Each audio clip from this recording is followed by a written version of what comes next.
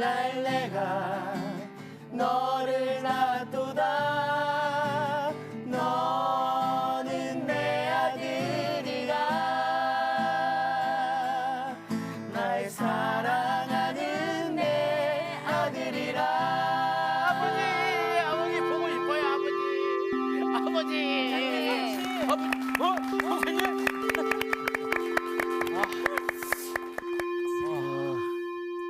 아버지가 아니라 선생님이어서 미안해요.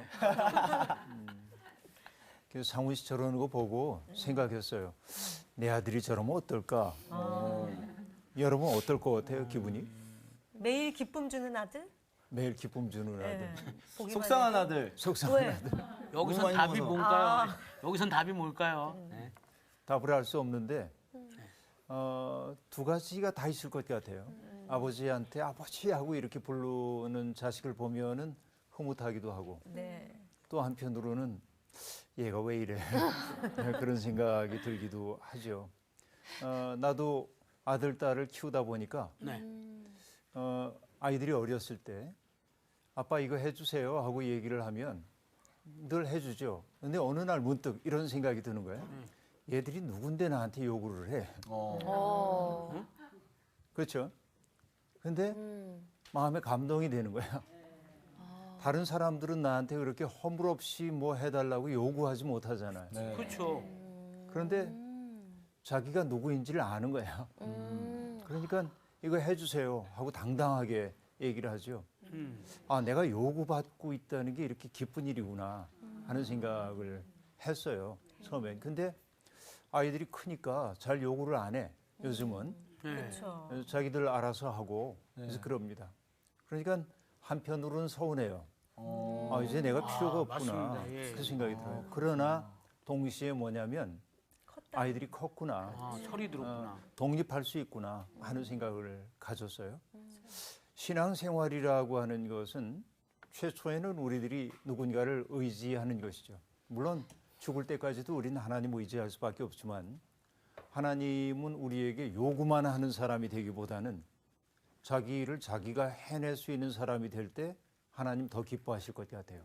그렇죠. 그러니까 하나님 앞에 드리는 우리의 기도는 늘 뭔가를 달라고 하는 칭얼거림이 되기보다는 하나님의 뜻을 수행한 자의 기쁜 보고가 되어야 할 때도 있는 것이죠. 신앙생활이라고 하는 게 거짓 아버지, 우리에게 거짓 안정감을 주는 거짓 아버지에게 떠나서 진짜 아버지를 찾아가는 과정이 아닌가 하는 생각을 해봐요. 그렇죠. 끊임없이 찾아가는 과정이죠. 어느 누구도 이미 당도했다고 말하면 안 되고 우리는 길 위에 있는 존재라고 얘기해야겠습니다. 그래서 어떤 분은 인생을 가리켜서 토상의 실존 그렇게 얘기했어요. 길 위에 있는 거죠, 우리들이.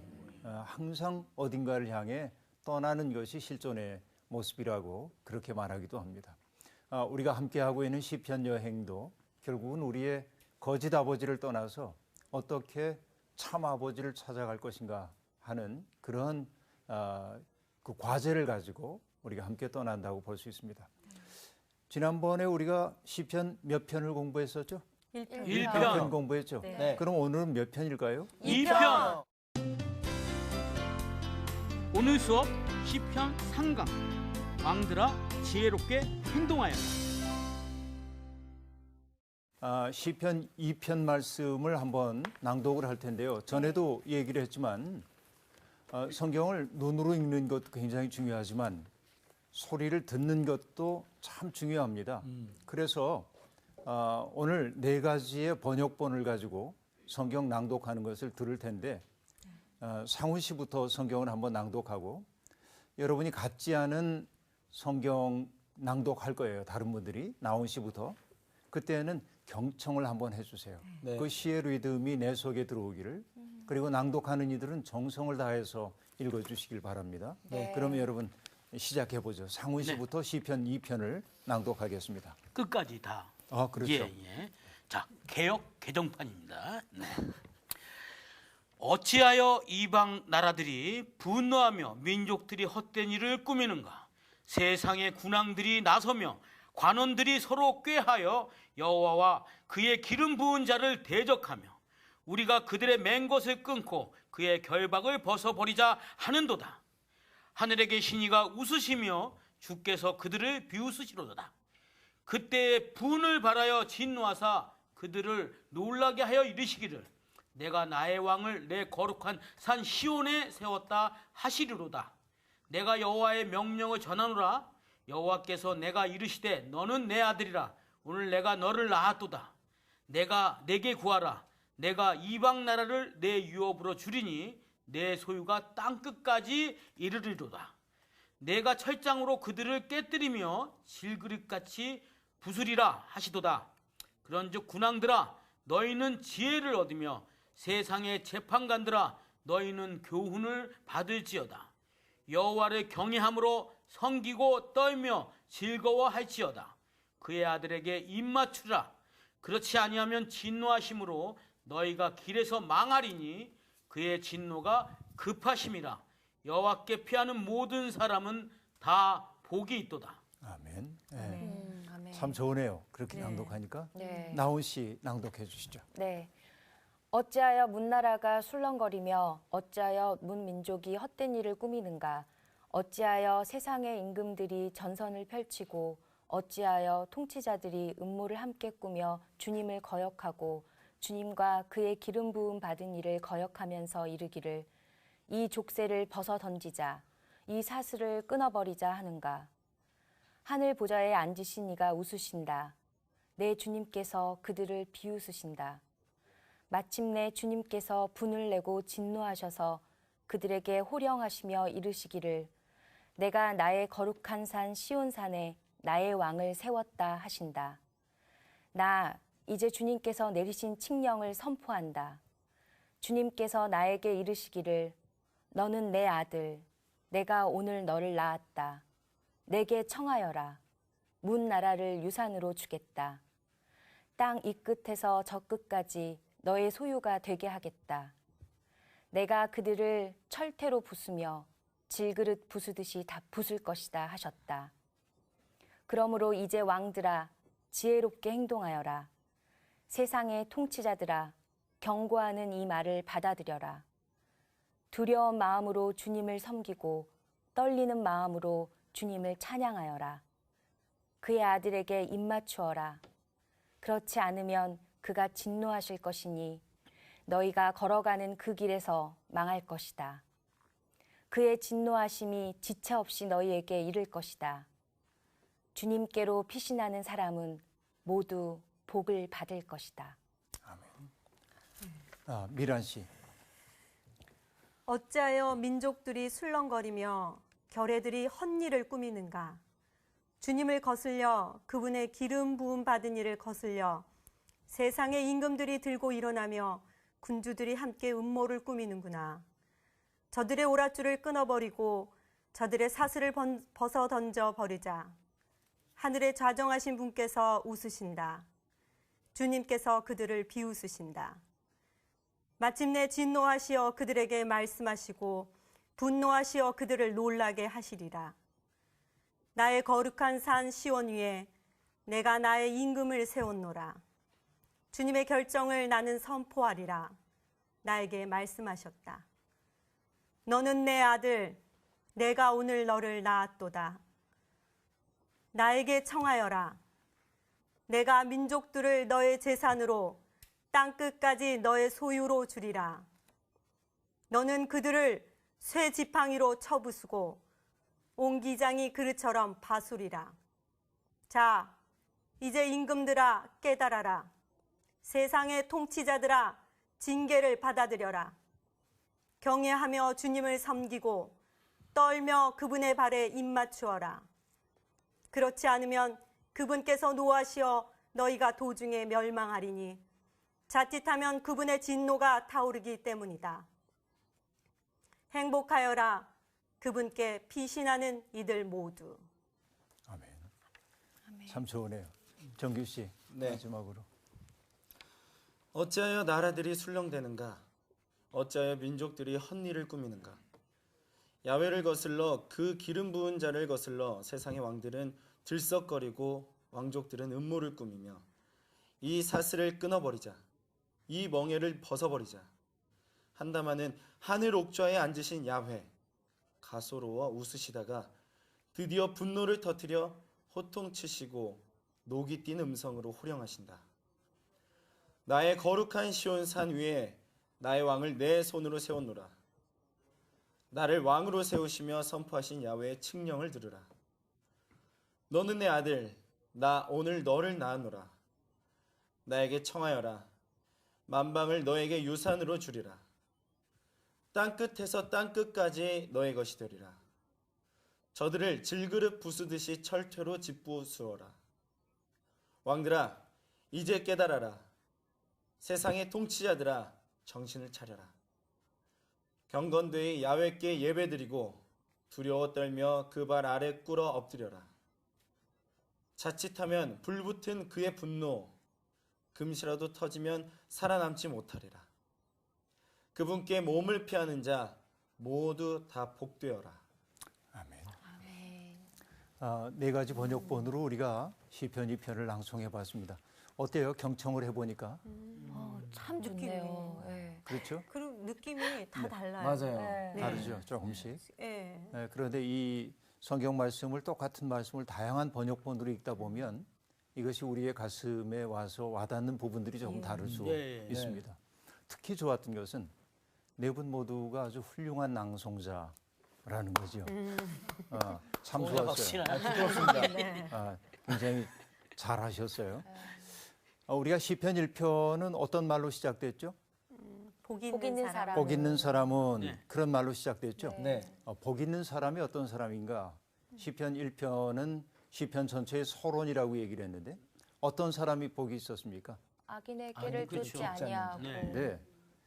그 모든 것을 뭉뚱그려서 얘기하자면 한마디로 얘기하면 하나님 안에서 하나님의 말씀, 곧 율법을 주야로 지키는 주야로 묵상하는 묵상하는 자가 복이 있는 사람이었다. 그렇게 얘기했었죠. 네. 주님의 말씀을 개인적인 측면에서는 주님의 말씀을 주야로 묵상하는 사람이 복 있는 사람입니다. 그럼 복 있는 사회는 어떤 사회일까요? 주님 안에 있는 복 있는 사람으로 어우러진 사회. 자, 이렇게 보면요. 복 있는 사람은 주님의 율법을 묵상하는 자가 복 있는 사람인데 네. 개인은 그 개인들이 이루어 살고 있는 사회나 나라가 복된 것은 하나님의 말씀이 통치 원리로 작동할 때이겠죠. 그렇죠. 그렇죠? 네. 이것이 하나님의 나라겠죠. 시편 1편은 개인들이 어떻게 복 있는 인생을 살 것인가에 대한 이야기라면 시편 2편은 한 사회가 혹은 나라가 어떻게 해야 복된 나라일 수 있는지를 보여주는 시입니다. 그러니까 역시 마찬가지인데 금방 얘기했던 것처럼 하나님의 뜻이 하나님의 율법이 통치 원리로 받아들여진 세상. 그 세상이 복된 사회이다. 이것이 시편 2편 전체를 관통하고 있는 하나의 메시지라고 보면 되겠습니다. 그렇죠. 그러니까 1편과 2편이 상당히 유기적인 맥락 속에 있다는 사실을 알 수 있겠죠. 그러네요. 그래서 이 두 시는 두 개의 시편이지만 하나의 시로 읽혀질 수도 있는 것입니다. 그렇죠. 그래서 시편 1편의 1절이 복 있는 사람 이렇게 끝났죠. 복되어라 히브리 말로 하면 그렇게 됩니다. 그런데 2편의 마지막 구절은 어떻게 되어 있죠? 복이 있다. 복이 예수님께 있도다라고 피하는- 얘기하고 있습니다. 복에서부터 복으로 끝나고 있죠. 네. 마치 괄호 속에 집어넣은 것처럼 복된 삶이라고 하는 게 뭔지, 복된 사회라고 하는 것이 무엇인지를 네. 1, 2편이 우리에게 보여주고 있어요. 흥미로운 배치라고 우리들이 볼 수 있겠죠. 2편의 구조 전체를 보면 이런 맥락을 우리가 가지고 봐야 합니다. 옛날에는 여러분 나라들이 전쟁을 해가지고 힘의 우위를 결정을 하죠. 네. 내가 전쟁을 벌여가지고서는 이 네 나라를 복속시켰어요. 자, 내가 정복을 했는데 너무 땅덩어리가 넓고 사람도 많다 보면 내가 다 다스릴 수가 없잖아요. 직접적인 통치를.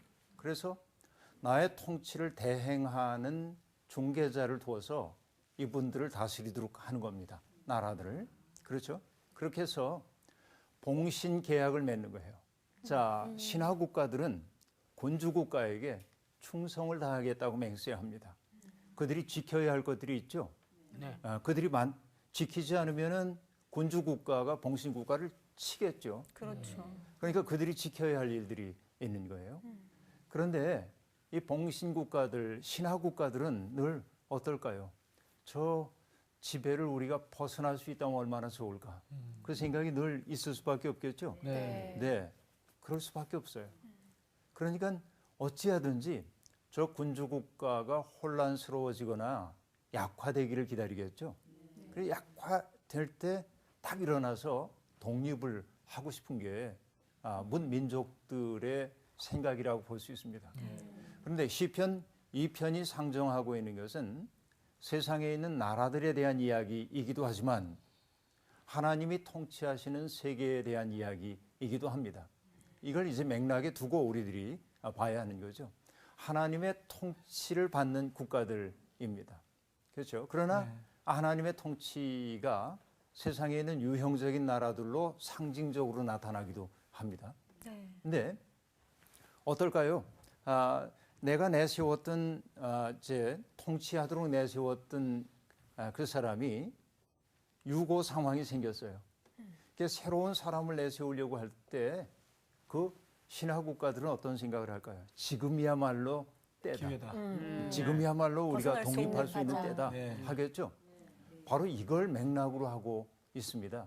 그래서 여러분 이 편의 1절 보면 어떤 말로 시작하냐면 어찌하여라고 하는 말로 시작되고 있죠. 네. 네. 이방 나라들이 분노하며 민족들이 헛된 일을 꾸미는가 하고 말합니다. 여기 이방 나라 그리고 민족이란 말이 나오고 있고요. 네. 이방 나라, 민족.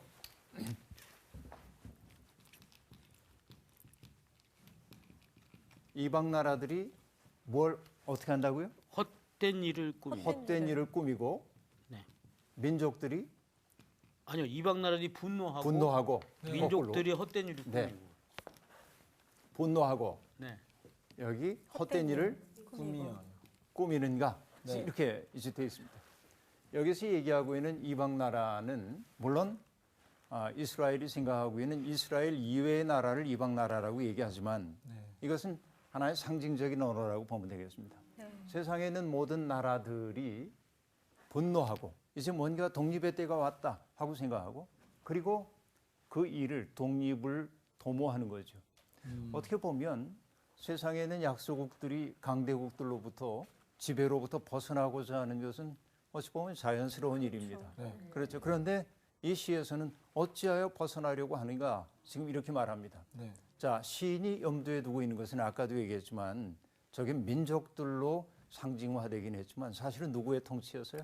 하나님의 통치입니다. 그것을 벗어버리고 싶어 하는 것이라고 볼 수 있겠죠. 여러분 그 예수님의 비유 가운데서도 여러분 알만한 비유가 있을 겁니다.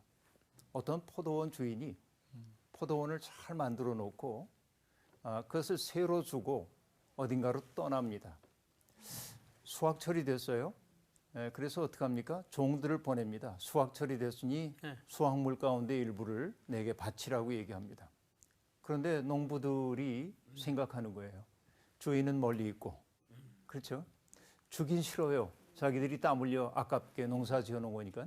그래서 주인이 보낸 종들을 모욕하고 때려서 보냅니다. 주인은 좀 어이가 없었지만 그래도 한 번 더 인내하고 또다시 종들을 보냅니다. 그러자 또 때리고 모욕하여 보냅니다. 주인이 생각합니다. 야, 이럴 수가 있지? 내 아들을 좀 보내야겠다. 내 아들을 보내면 나를 본 듯 어려워하겠지. 그래서 아들을 보냅니다. 네. 그래서 어떻게 했다고 그러죠? 죽였어요. 이 사람이 이 아들이 상속자니 얘를 죽여버리고 말면 포도원이 우리 것이 되겠구나 생각하고 아들을 죽였다는 거죠. 네. 그렇죠. 이것이 여러분 예수님의 비유 가운데 나오는 이야기인데요. 그것처럼 이 이방 나라와 또 민족들이 그 2절에서는 세상의 군왕 그리고 관원들을 얘기하고 있는데 그들이 여호와와 그의 기름 부음 받은 자를 대적했다 하고 말합니다. 그렇죠? 여기에 이제 그 군왕들도 나오고 관원들도 나옵니다. 네. 관원들도 나오고요. 그들이 했던 것은 결국 뭐 한 것이죠? 여호와의 기름 부음 받은 자, 네. 대적. 받은 자를 대적했어요. 대적했다. 이렇게 이제 얘기하고 있습니다. 네. 자, 이런 그 형편 속에 지금 이제 빠져 있는 겁니다. 하나님의 통치를 벗어버리고 싶어 하는 사람들입니다. 나중에 어떤 사람들인가를 한번 살펴보겠습니다만 이런 사람들이 어쨌든 이런 맥락을 놔두고 그 다음으로 가는데요. 저들이 저런 일들을 꾸미고 있을 때 그 다음에 3절이 기가 막힌 얘기가 나오고 있죠. 뭐라고 얘기하고 있죠? 하늘에 계신 이가 웃으시고. 네, 4절이군요. 4절. 하늘에 계신 이가 웃으시며 주께서 그들을 비웃으시리로다 하고 얘기하고 있습니다. 하늘에 계신 분이 웃으셨대요. 자, 저들이 하고 있는 일을 보면서 하늘에 계신 이가 웃으시며 하고 말합니다. 이거 여러분 기쁜 웃음, 즐거운 웃음이었을까요? 아니요. 비웃음. 헛웃음. 헛웃음, 비웃음. 그렇죠. 귀엽다 그러니까 뭐 이런 느낌 아니었을까요? 귀엽다? 아유, 귀엽진 않을 것 같아. 귀엽진 않을 것 귀엽다. 같아요. 하는 네. 짓이. 어처구니 없는 네. 거죠. 네. 어처구니 없는 거죠. 바로 그런 느낌일 겁니다. 그래서 여러분 성경에 보면 하나님이 웃으신다는 얘기가 덜어 등장하는데 하나님이 기뻐서 웃으시는 일은 별로 없어요. 성경에 보면. 아, 예. 어이없어서 웃으실 때가 좀 많이 있습니다. 네. 그래서 여러분 하나님을 웃기는 방법이 좀 있어요. 어떻게 하면 하나님을 좀 웃길 수 있을까요? 어이없게 만드시려고. 어이없어. 그러니까 어떤 것들이 어이없을까요? 네? 어떤 것들을 하면 일단은 뭐 하나님이 안 어이없어요? 믿을래요? 뭐 다른 종교로 지금- 갈래요? 뭐. 지금 네. 이런 상황처럼 네. 하나님으로부터 좀 벗어나려고 할 때 네. 하나님으로부터 벗어나려고 반항하려고 할 때. 반항하려고 할 때. 네. 발버둥 치고 하나님이 들으시면 웃으시는 단어가 있습니다. 단어요? 예, 단어가 있어요. 헬라어로요? 아니요. 히브리요? 그냥 우리말로. 아, 우리말로. 네. 굉장히 하나님 기가- 그 말 들으시면 웃으셔요. 어떤 말이냐면 인간이 이렇게 얘기하는 거지. 나는 절대로 이렇게 얘기할 때 그렇잖아요. 인간은 절대일 수가 없어요. 어떤 네. 맞아요. 경우에도. 그렇죠. 네. 우리는 어떤 일을 내가 확신을 가지고 있다는 것을 사람들에게 강조하기 위해서 네. 절대로 이렇게 이제 얘기하죠. 그렇죠? 나는 죽을 때까지 변함없을 거라고 이렇게 얘기하면 저분이 웃으십니다. 틀림없이 이렇게 얘기하면 예. 하나님 웃으셔요. 그러니까 여러분 살면서 가끔 하나님 요즘 우울하시죠? 제가 좀 웃겨드릴게요. 그러고 아이고. 나는 절대로 이렇게 얘기하면 하나님이 웃으실 겁니다. 근데 하나님의 마음을 알고 웃기게 해드리려고 그렇게 얘기하면 진짜 즐겁게 웃으실 수도 있겠어요. 네. 그러나 여러분 그런 웃음은 괜찮지만 하나님을 비웃게 하는 일을 하면 안 되겠는데요. 네. 인간이 얼마나 작은 존재입니까? 맞습니다. 이 우주에 대한 이야기를 언젠가 한 적이 있습니다만 우주 가운데 별들이 얼마나 많냐면 얼마나 많은지 상상이 안 되잖아요. 네. 그래서 뭐라고 얘기했었죠? 지구에 있는 모든 모래사장과 사막에 있는 모래알갱이 그 모든 알갱이가 얼만큼 많아요? 상상이 안 되죠? 네. 우주에는 그 모래알갱이의 10배만큼 되는 별이 있대요. 정말 상상이 안 상상이 안 되죠. 돼요. 상상이 안 되는 세계입니다. 그 세계가 하나님의 세계입니다. 그런데 우리가 하나님에 대해서 알면 뭐 얼마나 알겠어요. 네. 그러니까 우리가 절대로 이렇게 얘기하는 거 들으면 하나님이 절대로 웃으십니다.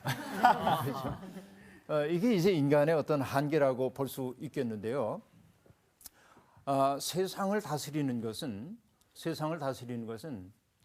세상에 있는 통치자들인 건 맞습니다. 우리나라에도 대통령도 있고 미국에도 대통령이 있고 여러 나라의 대통령들이 있습니다. 그들이 모여서 이 지구촌의 문제를 상의하는 유엔 같은 것도 있죠. 네. 직접적인 통치의 도구는 아니지만 그럼에도 불구하고 알아야 할 것은 뭐냐면 그들의 권한조차 하나님의 법 아래에 있다고 하는 사실이죠. 네. 그렇죠. 세상의 어떤 통치자도 하나님의 법 밖에 있지는 않습니다. 그래서 우리가 아주 중요하게 생각해야 할 단어가 있는데요. 하나님께서 그들이 저렇게 민족들이 헛된 일을 꾸미고 이방 나라들이 분노하면서 저 왕의 통치를 우리가 벗어버려야겠다 하고 헛된 일을 도모하고 있을 때 하나님이 비웃습니다. 그리고 그 다음에 나온 얘기가 뭐냐면 분을 발하사 진노하사 예. 그들을 놀라게 하여 이르시기를 6절에 보니까 여러분 6절 미란 씨가 한번 6절만 읽어주세요. 내가 나의 왕을 내 거룩한 산 시온에 세웠다 하시리로다. 네, 여기 보면요 6절 그 짧은 곳에 나라고 하는 그렇죠 네. 단어가 몇 번 등장하고 있죠? 3번. 내가 나의 왕을 네. 네. 내 거룩한 산 시온에 세웠다 이렇게 얘기합니다. 네. 저도 글을 씁니다만 글 쓰는 이들이 가장 주의해야 하는 일이 뭐냐면 한 문장 안에 반복되는 단어를 사용하지 않는 거지요. 아, 그래요? 그래서 글을 쓰고 나서 항상 생각합니다. 읽어보다가 반복되는 단어가 있으면 다른 말로 바꿔주기 위해 애를 씁니다. 네. 비슷한 표현이지만 뉘앙스가 다른 단어로 바꿔주기 위해 애를 쓰거든요. 네. 그러니까 같은 단어를 반복하는 사람들을 보면 글을 잘 못 쓰는 사람이구나 이렇게 느낄 수 있어요. 네. 이게 글 쓰는 비결이기도 하거든요. 네. 그런데 이 시편 2편 6절에 나라고 하는 단어가 3번씩이나 반복되고 있습니다. 글 되게 못 썼죠? 네, 되게 못 썼어요. 그러나 이게 되게 못 쓴 게 아니고 일부러. 여러분 이 3번이 정말 글을 함축성 있게 쓰고 있는 이 시인이 네. 시인의 언어는 절제된 언어이잖아요. 예. 모든 걸 다 설명하지 않고 절제하고 생략함으로 뭘 만드냐면 사람들이 공명할 수 있는 여백을 만드는 거거든요. 네. 그렇죠? 네. 내가 남김없이 설명하면 읽는 독자들이 느낄 수 있는 부분이 없는 거예요. 그렇죠. 그래서 자꾸 비워내는 것이 시인들이 하고 있는 일이에요. 그러니까 언어를 굉장히 절제를 하고 있는데 같은 단어를 3번 반복했다고 하는 것은 강조입니다. 엄청나게 강조하죠. 굉장한 강조입니다. 그렇죠. 그러니까 내가 세상을 다스리는 주권이 누구에게 있음을 보여주고 있어요. 하나님, 나입니다. 내가 그리고 나의 왕을 하고 얘기했어요. 그렇죠. 나의 왕은 누굽니까? 하나님의 통치를 대행하는 사람입니다. 그를 나의 왕이라고 얘기했어요. 네. 내가 세운 왕이죠. 엄밀하게 얘기하면. 그렇죠. 내가 나의 세운 왕을 어디에 세웠냐면 내 거룩한 산 시온에 세웠다. 시온이라고 하는 것을 유다인들은 우주의 중심이라고 생각하는 거예요. 여러분 사람은 다 배꼽이 있죠. 네. 네. 배꼽이 있어요. 그렇죠. 옛날 사람들은 종교학에서 우주에도 배꼽이 있다고 여깁니다. 배꼽? 우주에도 배꼽이 있어요. 그게 우주의 중심이에요. 네. 그래서 그 배꼽 같은 장소가 있다는 거예요. 중심이에요. 그런데 이스라엘 사람들은 예루살렘이 우주의 배꼽이라고 믿는 거예요.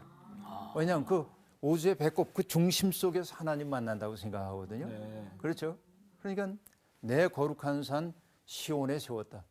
자, 바로 이것이 우주의 중심이라는 거예요. 하나님의 통치가 이루어나가고 있는 현장이 바로 그것이라는 겁니다. 자, 6절에 나오는 3번의 반복은 이분이 언어적 능력이 없어서 그렇게 쓴 게 아니고 네. 어마어마한 강조.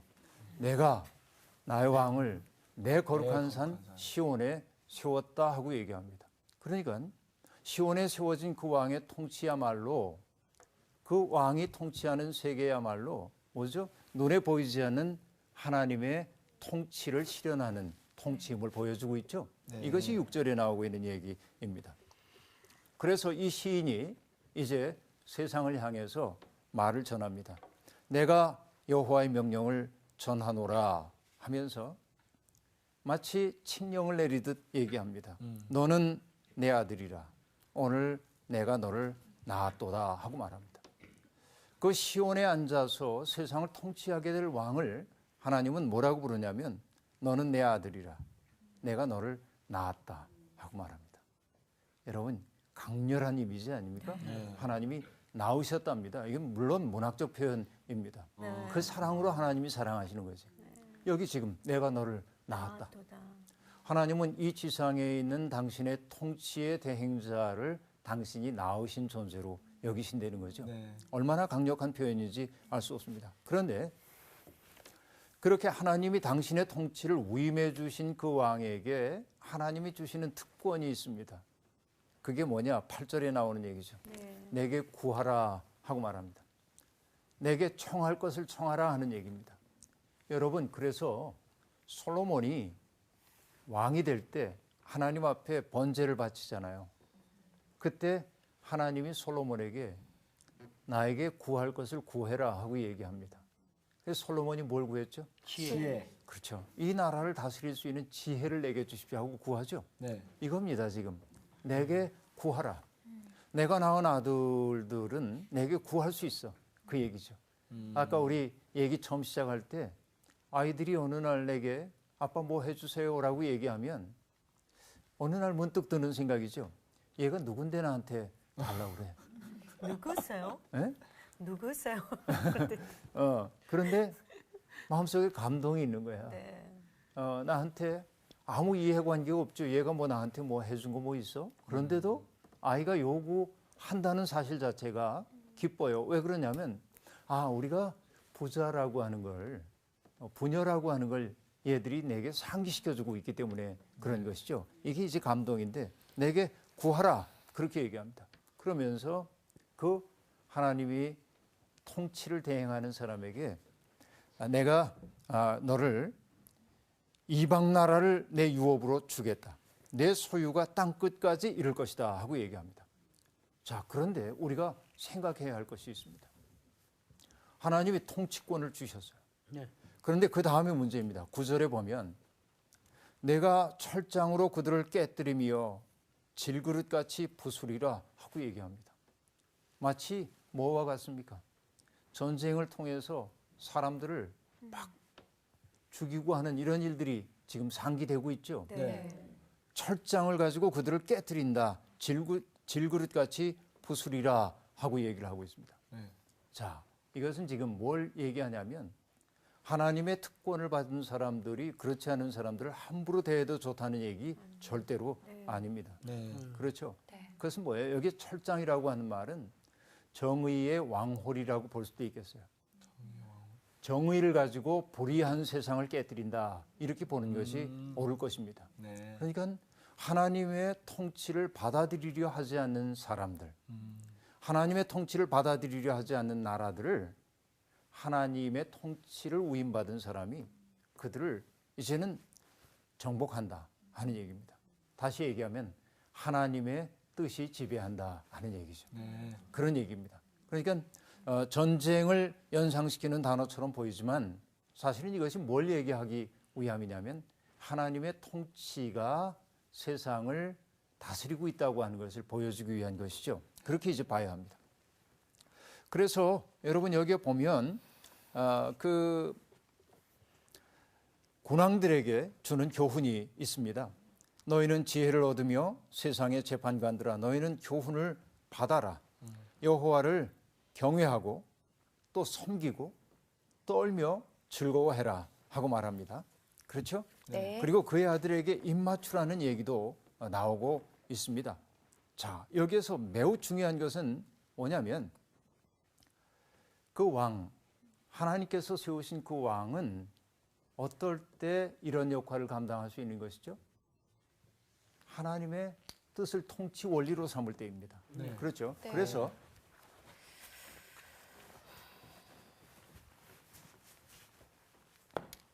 하나님이 계시고 하나님의 통치를 위임받은 사람이 있죠? 네. 위임받은 사람이 있어요. 그럼 위임받은 사람이 해야 할 일은 자기의 뜻과 생각을 관철시키는 것이 위임받은 자가 할 일입니까? 아니죠. 아니죠, 이것은. 네. 어려야 돼요. 그가 해야 할 일은 뭐죠? 하나님의 위에 뜻을 하나님의 이제 뜻을 자기에게 위임해준 그분의 뜻을, 하나님의 뜻을 이행하는 거. 수행해야 하는 것이죠. 네. 이것이 하나님의 통치이겠죠. 네. 그런데 하나님의 뜻은 무엇을 통해 인간에게 주어졌죠? 말씀이죠.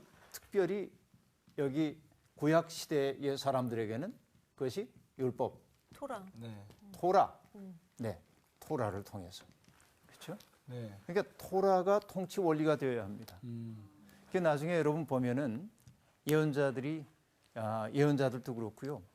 또 왕을 세우는 사무엘도 그렇고요. 그들에게 신신당부하는 게 뭐냐면 옆에 항상 토라를 놔두고 나라를 다스려야 한다고 얘기하거든요. 그러니까 이 통치 원리를 가지고 있어야 합니다. 그런데 여러분 어떻습니까? 세상에서 하나님의 통치를 위임받은 사람들이 하나님의 뜻을 따라서 세상을 통치하지 않을 때 세상은 너무나 혼란스럽게 변해가는 것을 우리들이 봅니다. 그래서 여러분, 오늘 우리가 살고 있는 이 세상이 이전보다 훨씬 더 위험한 세상이 된 것처럼 느껴집니다. 왜냐하면 빈부격차가 심화되고 있죠. 네. 우리 이런 거 느낍니다. 생산성은 감소되고요. 효율성도 감소되고 있고요. 성장도 둔화되고 있고요. 또 그 때문에 불안정한 삶이 심화되고 있는 것이 오늘 우리가 살고 있는 세상의 모습입니다. 발전을 얘기하면서 자기의 탐욕을 채우려고 하는 이들이 많이 있습니다. 그것을 보고 하늘에 계신 이가 웃으시며 하고 말합니다. 이것이 이 시를 읽는 우리들이 마음속에 가져야 할 내용이라고 볼 수 있어요. 그러면 여러분 어떻게 해야 합니까? 세상의 군왕들에게 권고되고 있는 것들이 무엇이죠? 지혜를 얻어라, 교훈을 받아라, 여호와를 경외함으로 섬겨라, 떨며 즐거워하여라, 이렇게 얘기합니다. 그 얘기는 결국 어떤 것일까요? 메시아 왕에게 복종해라. 항상 하나님의 뜻이 어디에 있는지를 묻고 그 뜻 안에서 살아가려고 애를 써야 한다 하는 얘기 아니겠어요? 그렇죠. 이것이 이 시편 2편이 우리에게 보여주고 있는 아주 중대한 교훈이라고 볼 수 있습니다.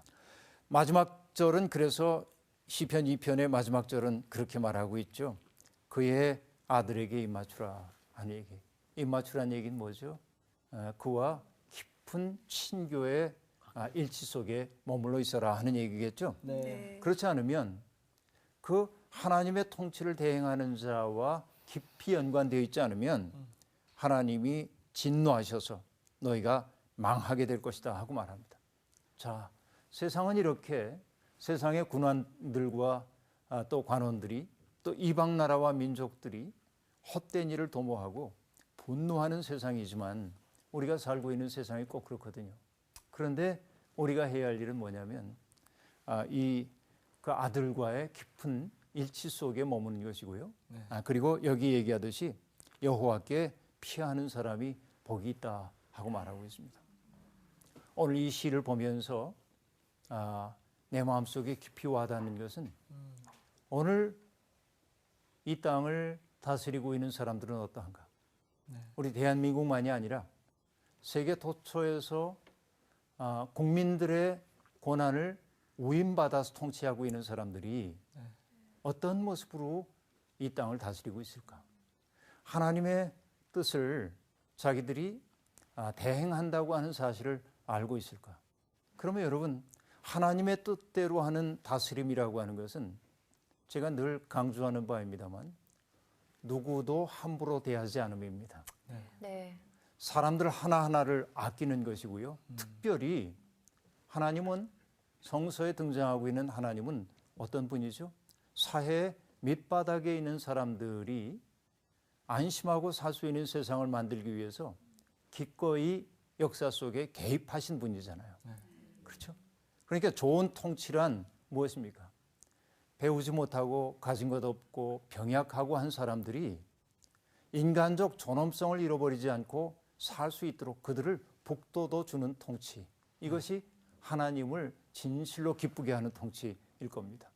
그렇지 않고 그들을 무시하고 그들을 막 착취해가지고 힘 있는 사람들이 더 잘 사는 세상 만든다고 한다면 그건 하나님의 진노를 목전에 둔 세계라고 얘기할 수 있겠죠.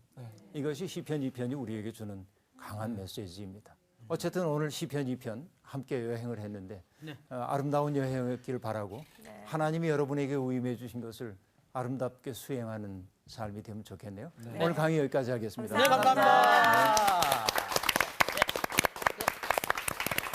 며칠 전에 동사무소를 갔어요. 우리 아내 그 주민등록증, 그러니까 주민등본을 뽑으려고. 근데 우리 아내가 주민등록증을 줬거든. 그러니까 난 하나님이 우리에게 하나님 자신의 주민등록증을 우리에게 빌렸다고 생각을 해요. 그것만 있으면 다 끊을 수가 있고. 마치 그 왕의 옥새를 갖고만 있으면 마치 모든 걸 왕의 권력을 행사할 수 있듯이. 그 군왕들도 나오고 관원들도 나옵니다. 네. 관원들도 나오고요. 그들이 했던 것은 결국 뭐 한 것이죠? 여호와와 여호와의 기름 부음 받은 자, 네. 대적. 받은 자를 대적했어요. 대적했다. 이렇게 이제 얘기하고 있습니다. 네. 자, 이런 그 형편 속에 지금 이제 빠져 있는 겁니다. 하나님의 통치를 벗어버리고 싶어 하는 사람들입니다. 나중에 어떤 사람들인가를 한번 살펴보겠습니다만, 이런 사람들이 어쨌든 이런 맥락을 놔두고 그 다음으로 가는데요. 저들이 저런 일들을 꾸미고 있을 때 그 다음에 3절이 기가 막힌 얘기가 나오고 있죠. 뭐라고 얘기하고 있죠? 하늘에 계시니까 웃으시고. 네, 4절이군요. 4절. 하늘에 계신 이가 웃으심이요. 주께서 그들을 비웃으시리로다 하고 얘기하고 있습니다. 하늘에 계신 분이 웃으셨대요. 자, 저들이 하고 있는 일을 보면서 하늘에 계신 이가 웃으심이요 하고 말합니다.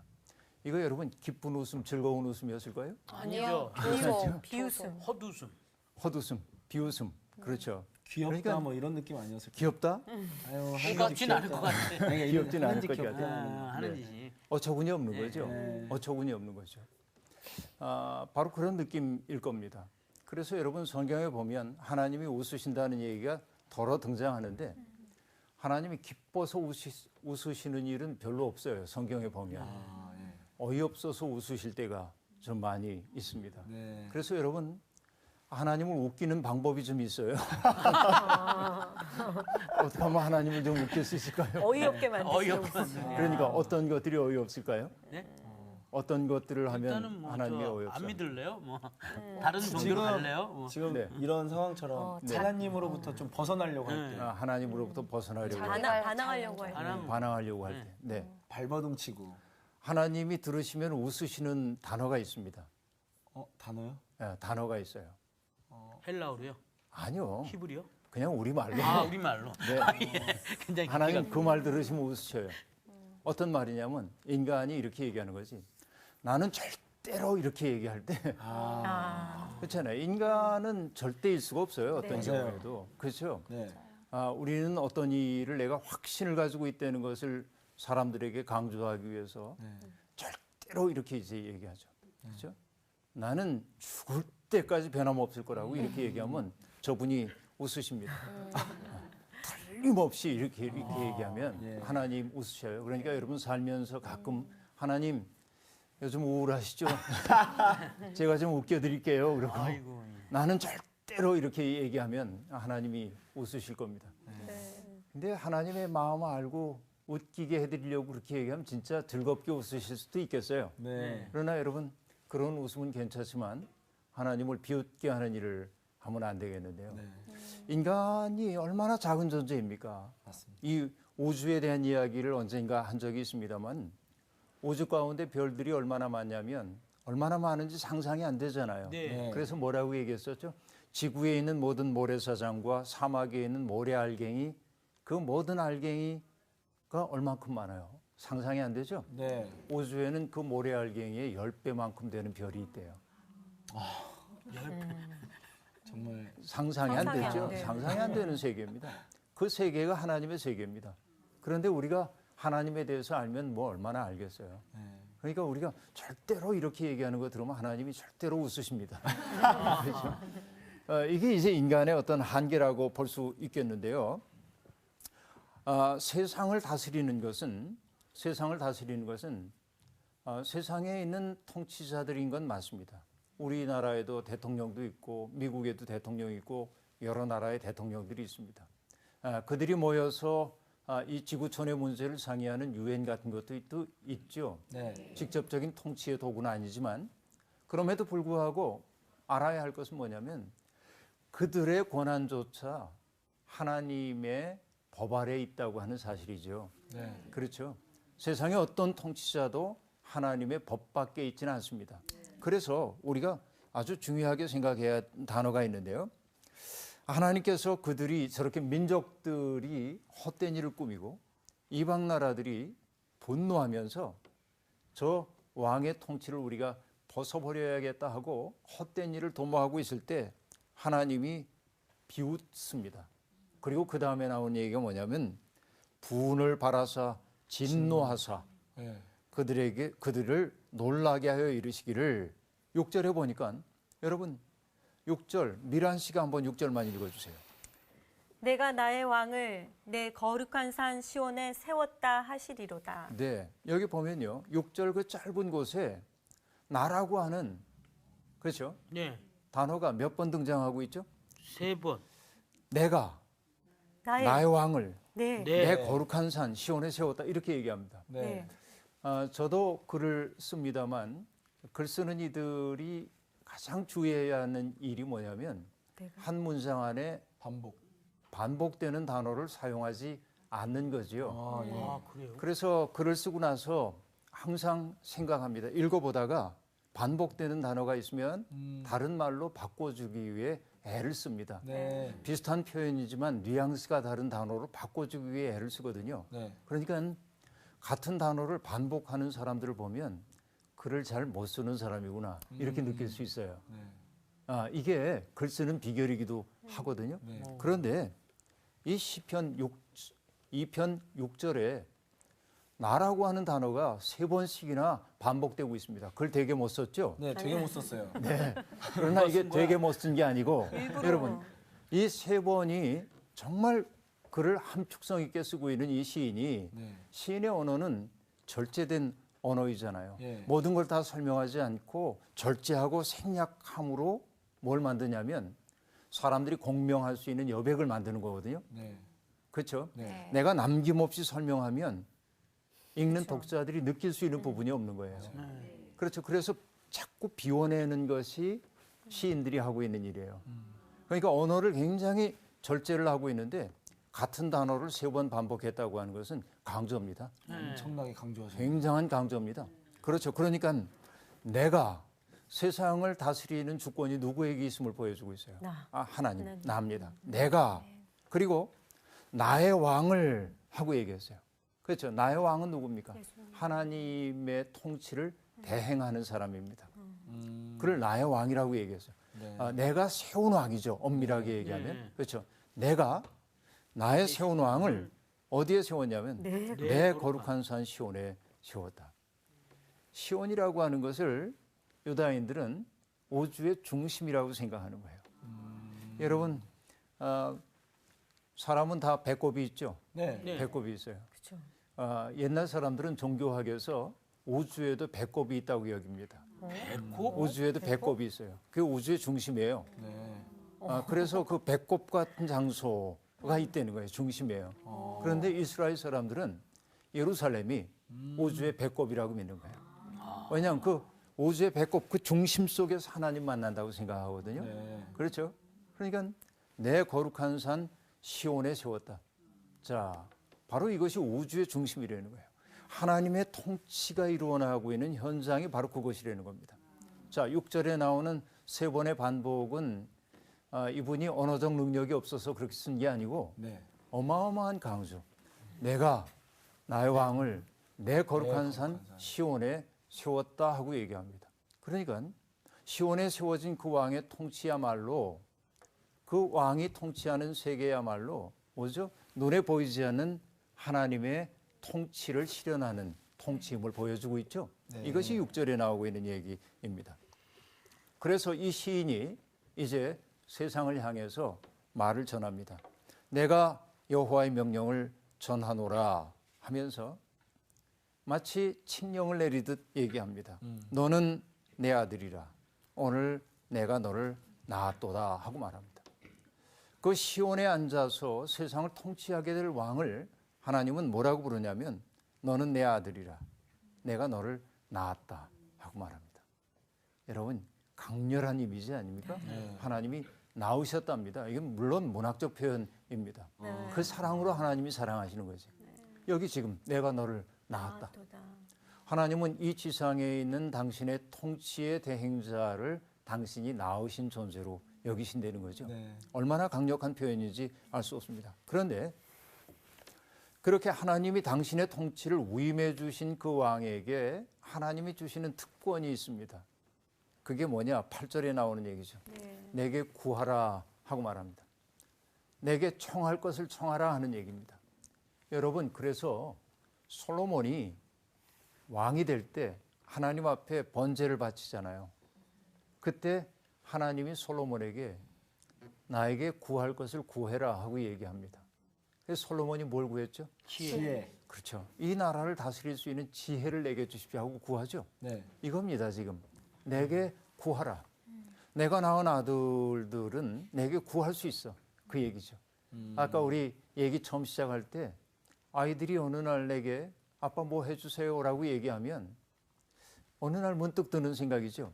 얘가 누군데 나한테 달라고 그래. 누구세요? 예? 누구세요? 그런데 마음속에 감동이 있는 거야. 네. 나한테 아무 이해관계가 없죠. 얘가 뭐 나한테 뭐 해준 거 뭐 있어? 그런데도 아이가 요구한다는 사실 자체가 기뻐요. 왜 그러냐면 우리가 부자라고 하는 걸 부녀라고 하는 걸 얘들이 내게 상기시켜주고 있기 때문에 그런 것이죠. 이게 이제 감동인데 내게 구하라 그렇게 얘기합니다. 그러면서 그 하나님이 통치를 대행하는 사람에게 내가 너를 이방 나라를 내 유업으로 주겠다. 내 소유가 땅 끝까지 이를 것이다 하고 얘기합니다. 자, 그런데 우리가 생각해야 할 것이 있습니다. 하나님이 통치권을 주셨어요. 네. 그런데 그 다음에 문제입니다. 9절에 보면 내가 철장으로 그들을 깨뜨리며 질그릇같이 부수리라 하고 얘기합니다. 마치 뭐와 같습니까? 전쟁을 통해서 사람들을 막 죽이고 하는 이런 일들이 지금 상기되고 있죠. 네. 철장을 가지고 그들을 깨뜨린다. 질그릇같이 부수리라 하고 얘기를 하고 있습니다. 네. 자, 이것은 지금 뭘 얘기하냐면 하나님의 특권을 받은 사람들이 그렇지 않은 사람들을 함부로 대해도 좋다는 얘기 절대로 아닙니다. 네. 그렇죠. 네. 그것은 뭐예요? 여기 철장이라고 하는 말은 정의의 왕홀이라고 볼 수도 있겠어요. 정의를 가지고 불의한 세상을 깨뜨린다. 이렇게 보는 것이 옳을 것입니다. 네. 그러니까 하나님의 통치를 받아들이려 하지 않는 사람들, 하나님의 통치를 받아들이려 하지 않는 나라들을 하나님의 통치를 위임받은 사람이 그들을 이제는 정복한다 하는 얘기입니다. 다시 얘기하면 하나님의 뜻이 지배한다 하는 얘기죠. 네. 그런 얘기입니다. 그러니까 전쟁을 연상시키는 단어처럼 보이지만 사실은 이것이 뭘 얘기하기 위함이냐면 하나님의 통치가 세상을 다스리고 있다고 하는 것을 보여주기 위한 것이죠. 그렇게 이제 봐야 합니다. 그래서 여러분 여기에 보면 그 군왕들에게 주는 교훈이 있습니다. 너희는 지혜를 얻으며 세상의 재판관들아 너희는 교훈을 받아라. 여호와를 경외하고 또 섬기고 떨며 즐거워해라 하고 말합니다. 그렇죠? 네. 그리고 그의 아들에게 입맞추라는 얘기도 나오고 있습니다. 자, 여기에서 매우 주님과 그의 기름 부음 받은 이를 거역하면서 이르기를 이 족쇄를 벗어 던지자 이 사슬을 끊어버리자 하는가. 하늘 보좌에 앉으신 이가 웃으신다. 내 주님께서 그들을 비웃으신다. 마침내 주님께서 분을 내고 진노하셔서 그들에게 호령하시며 이르시기를 내가 나의 거룩한 산 시온산에 나의 왕을 세웠다 하신다. 나 이제 주님께서 내리신 칙령을 선포한다. 주님께서 나에게 이르시기를 너는 내 아들, 내가 오늘 너를 낳았다. 내게 청하여라. 문 나라를 유산으로 주겠다. 땅 이 끝에서 저 끝까지 너의 소유가 되게 하겠다. 내가 그들을 철퇴로 부수며 질그릇 부수듯이 다 부술 것이다 하셨다. 그러므로 이제 왕들아 지혜롭게 행동하여라. 세상의 통치자들아 경고하는 이 말을 받아들여라. 두려운 마음으로 주님을 섬기고 떨리는 마음으로 주님을 찬양하여라. 그의 아들에게 입맞추어라. 그렇지 않으면 그가 진노하실 것이니 너희가 걸어가는 그 길에서 망할 것이다. 그의 진노하심이 지체 없이 너희에게 이를 것이다. 주님께로 피신하는 사람은 모두 복을 받을 것이다. 미란 씨. 어찌하여 민족들이 술렁거리며 결애들이 헛일을 꾸미는가. 주님을 거슬려 그분의 기름 부음 받은 이를 거슬려 세상의 임금들이 들고 일어나며 군주들이 함께 음모를 꾸미는구나. 저들의 오랏줄을 끊어버리고 저들의 사슬을 벗어 던져 버리자. 하늘에 좌정하신 분께서 웃으신다. 주님께서 그들을 비웃으신다. 마침내 진노하시어 그들에게 말씀하시고 분노하시어 그들을 놀라게 하시리라. 나의 거룩한 산 시온 위에 내가 나의 임금을 세웠노라. 주님의 결정을 나는 선포하리라. 나에게 말씀하셨다. 너는 내 아들, 내가 오늘 너를 낳았도다. 나에게 청하여라. 내가 민족들을 너의 재산으로 땅 끝까지 너의 소유로 주리라. 너는 그들을 쇠 지팡이로 쳐부수고 옹기장이 그릇처럼 바수리라. 자, 이제 임금들아 깨달아라. 세상의 통치자들아 징계를 받아들여라. 경외하며 주님을 섬기고 떨며 그분의 발에 입맞추어라. 그렇지 않으면 그분께서 노하시어 너희가 도중에 멸망하리니 자칫하면 그분의 진노가 타오르기 때문이다. 행복하여라. 그분께 피신하는 이들 모두. 아멘. 참 좋으네요. 정규 씨, 네. 마지막으로. 어찌하여 나라들이 술렁대는가? 어찌하여 민족들이 헛일을 꾸미는가? 야훼를 거슬러 그 기름 부은 자를 거슬러 세상의 왕들은 들썩거리고 왕족들은 음모를 꾸미며 이 사슬을 끊어버리자. 이 멍에를 벗어버리자. 한다마는 하늘 옥좌에 앉으신 야훼 가소로워 웃으시다가 드디어 분노를 터뜨려 호통치시고 녹이 띤 음성으로 호령하신다. 나의 거룩한 시온 산 위에 나의 왕을 내 손으로 세웠노라. 나를 왕으로 세우시며 선포하신 야훼의 칙령을 들으라. 너는 내 아들, 나 오늘 너를 낳았노라. 나에게 청하여라. 만방을 너에게 유산으로 주리라. 땅끝에서 땅끝까지 너의 것이 되리라. 저들을 질그릇 부수듯이 철퇴로 짓부수어라. 왕들아, 이제 깨달아라. 세상의 통치자들아, 정신을 차려라. 경건되이 야훼께 예배드리고 두려워 떨며 그 발 아래 꿇어 엎드려라. 자칫하면 불붙은 그의 분노, 금시라도 터지면 살아남지 못하리라. 그분께 몸을 피하는 자 모두 다 복되어라. 아멘. 네 가지 번역본으로 우리가 시편 2편을 낭송해봤습니다. 어때요? 경청을 해보니까. 참 좋네요. 예. 그렇죠? 그리고 느낌이 다 달라요. 맞아요. 네. 다르죠, 조금씩. 네. 네, 그런데 이 성경 말씀을 똑같은 말씀을 다양한 번역본으로 읽다 보면 이것이 우리의 가슴에 와서 와닿는 부분들이 조금 다를 수 네. 있습니다. 특히 좋았던 것은 네 분 모두가 아주 훌륭한 낭송자라는 거죠. 참 소리가 좋았어요. 확실하네. 굉장히 잘하셨어요. 우리가 시편 1편은 어떤 말로 시작됐죠? 복 복 있는 사람. 복 있는 사람은 네. 그런 말로 시작됐죠. 네. 복 있는 사람이 어떤 사람인가? 시편 1편은 시편 전체의 서론이라고 얘기를 했는데 어떤 사람이 복이 있었습니까? 악인의 길을 그렇죠. 쫓지 아니하고 네. 네.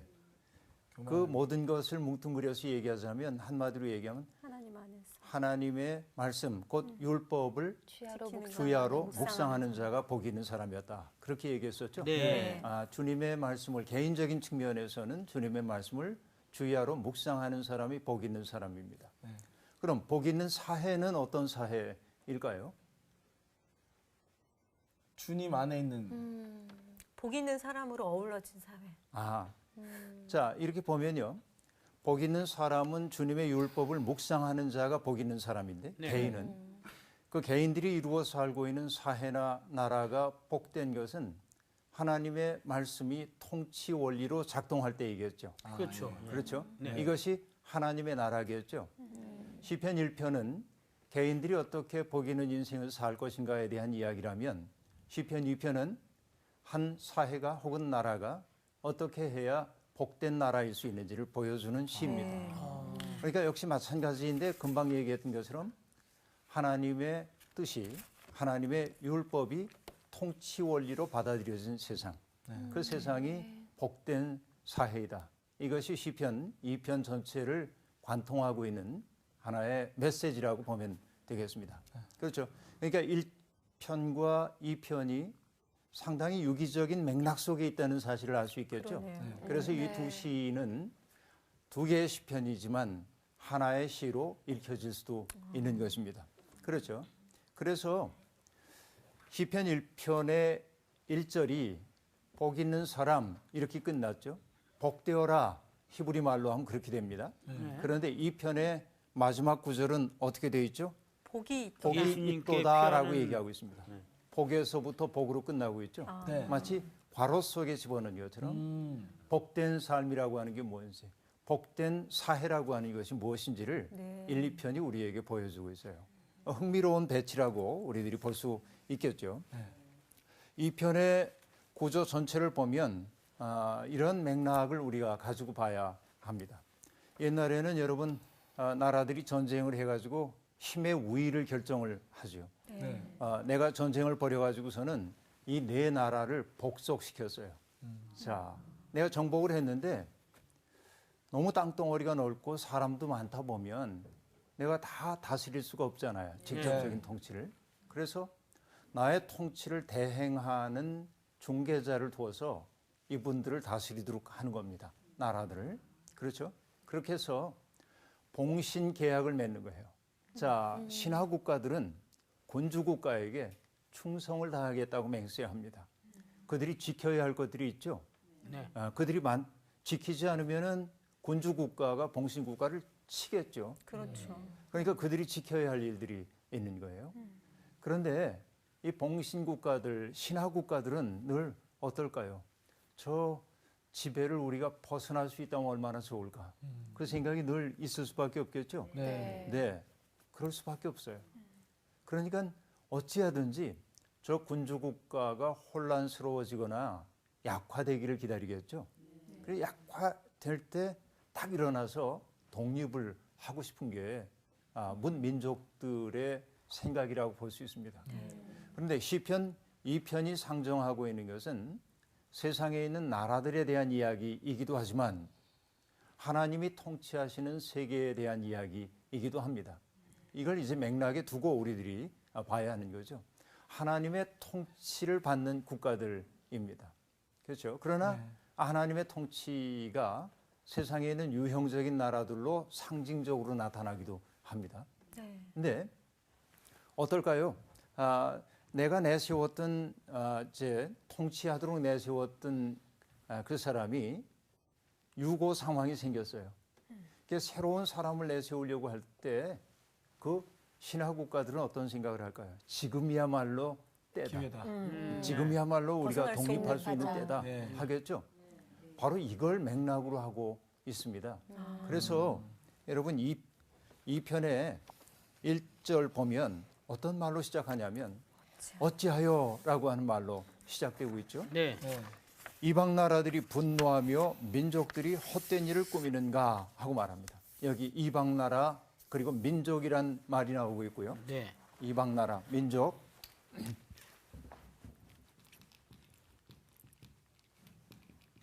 이방 나라들이 뭘 어떻게 한다고요? 헛된 일을 꾸미. 헛된 일을 꾸미고 네. 민족들이 아니요. 이방 나라들이 분노하고 분노하고 민족들이 헛된 일을 꾸미고. 네. 분노하고 네. 여기 헛된 일을 꿈이요. 꾸미는가 네. 이렇게 이제 되어 있습니다. 여기서 얘기하고 있는 이방 나라는 물론 이스라엘이 생각하고 있는 이스라엘 이외의 나라를 이방 나라라고 얘기하지만 이것은 하나의 상징적인 언어라고 보면 되겠습니다. 세상에 있는 모든 나라들이 분노하고 이제 뭔가 독립의 때가 왔다 하고 생각하고 그리고 그 일을 독립을 도모하는 거죠. 어떻게 보면 세상에 있는 약소국들이 강대국들로부터 지배로부터 벗어나고자 하는 것은 어찌 보면 자연스러운 일입니다. 그렇죠. 그런데 이 시에서는 어찌하여 벗어나려고 하는가 지금 이렇게 말합니다. 자, 시인이 염두에 두고 있는 것은 아까도 얘기했지만 저게 민족들로 상징화되긴 했지만 사실은 누구의 통치였어요? 하나님의 통치입니다. 그것을 벗어버리고 싶어 하는 것이라고 볼 수 있겠죠. 여러분 그 예수님의 비유 가운데서도 여러분 알만한 비유가 있을 겁니다. 어떤 포도원 주인이 포도원을 잘 만들어 놓고 그것을 새로 주고 어딘가로 떠납니다. 수확철이 됐어요. 그래서 어떻게 합니까? 종들을 보냅니다. 수확철이 됐으니 수확물 가운데 일부를 내게 바치라고 얘기합니다. 그런데 농부들이 생각하는 거예요. 주인은 멀리 있고, 그렇죠? 주긴 싫어요. 자기들이 땀 흘려 아깝게 농사 지어 놓은 거니까. 그래서 주인이 보낸 종들을 모욕하고 때려서 보냅니다. 주인은 좀 어이가 없었지만 그래도 한 번 더 인내하고 또다시 종들을 보냅니다. 그러자 또 때리고 모욕하여 보냅니다. 주인이 생각합니다. 야, 이럴 수가 있지? 내 아들을 좀 보내야겠다. 내 아들을 보내면 나를 본 듯 어려워하겠지. 그래서 아들을 보냅니다. 네. 그래서 어떻게 했다고 그러죠? 죽였어요. 아, 이 사람이 이 아들이 상속자니 얘를 죽여버리고 말면 포도원이 우리 것이 되겠구나 생각하고 아들을 죽였다는 거죠. 네. 그렇죠. 이것이 여러분 예수님의 비유 가운데 나오는 이야기인데요. 그것처럼 이 이방 나라와 또 민족들이 그 2절에서는 세상의 군왕 그리고 관원들을 얘기하고 있는데 그들이 여호와와 그의 기름 부음 받은 자를 대적했다 하고 말합니다. 그렇죠? 여기에 이제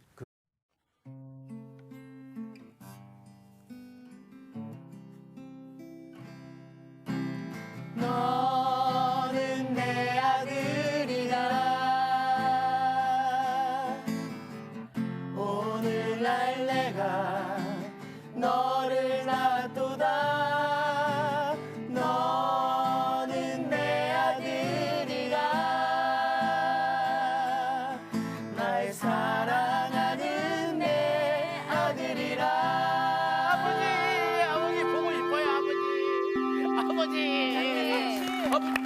선생님.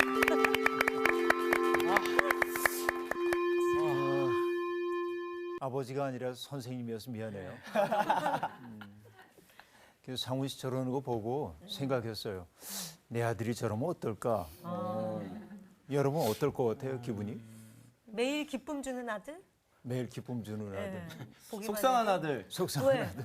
여기선 너무 많이 답이 먹어서. 뭘까요? 여기선 답이 뭘까요? 네. 답을 할 수 없는데 두 가지가 다 있을 것 같아요. 아버지한테 아버지 하고 이렇게 부르는 자식을 보면은 흐뭇하기도 하고 네. 또 한편으로는 얘가 왜 이래 그런 생각이 들기도 하죠. 나도 아들 딸을 키우다 보니까 네. 아이들이 어렸을 때 아빠 이거 해주세요 하고 얘기를 하면 늘 해주죠. 근데 어느 날 문득 이런 생각이 드는 거예요. 얘들이 누군데 나한테 요구를 해. 그렇죠. 근데 마음에 감동이 되는 거야.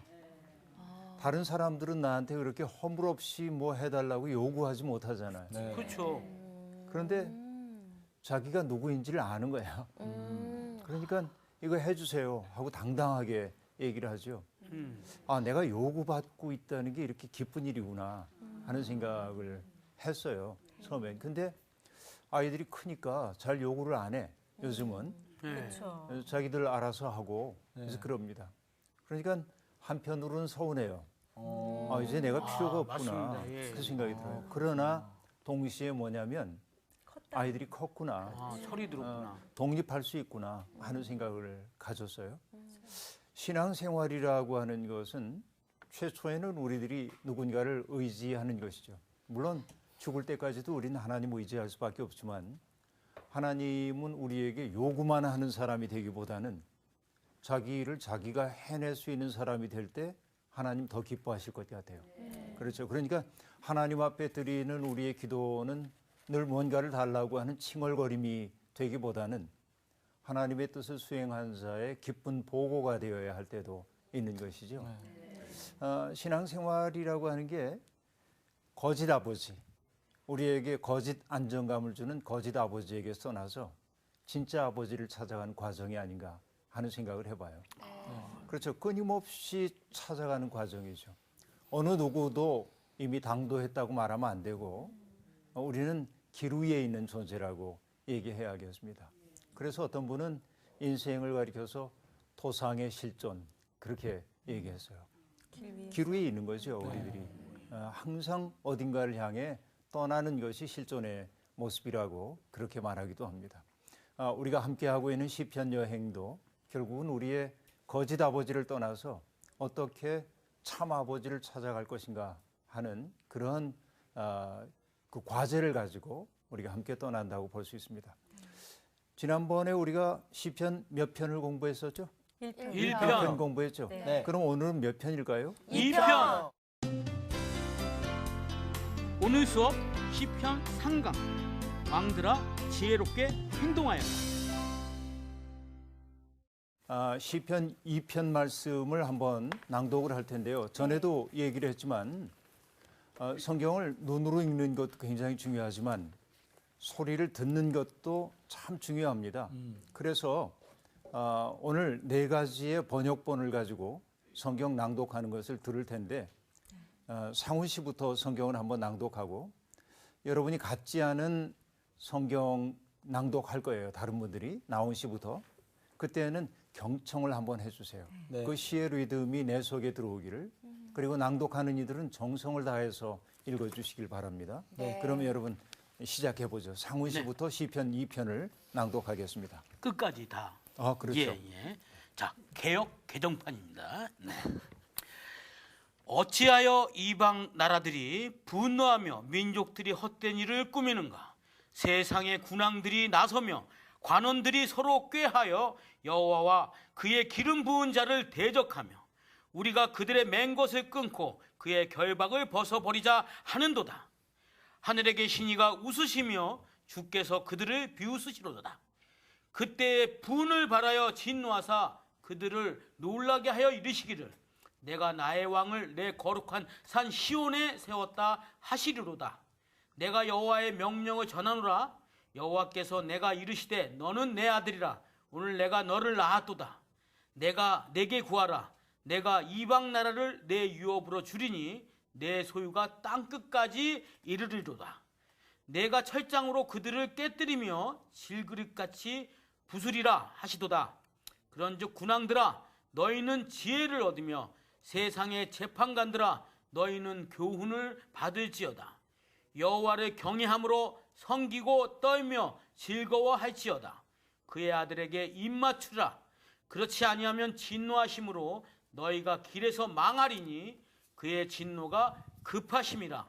여호와께 피하는 모든 사람은 다 복이 있도다. 아멘. 아멘. 참 좋으네요. 그렇게 낭독하니까. 네. 나훈 씨 낭독해 주시죠. 네. 어찌하여 문나라가 술렁거리며 어찌하여 문민족이 헛된 일을 꾸미는가? 어찌하여 세상의 임금들이 전선을 펼치고 어찌하여 통치자들이 음모를 함께 꾸며 주님을 거역하고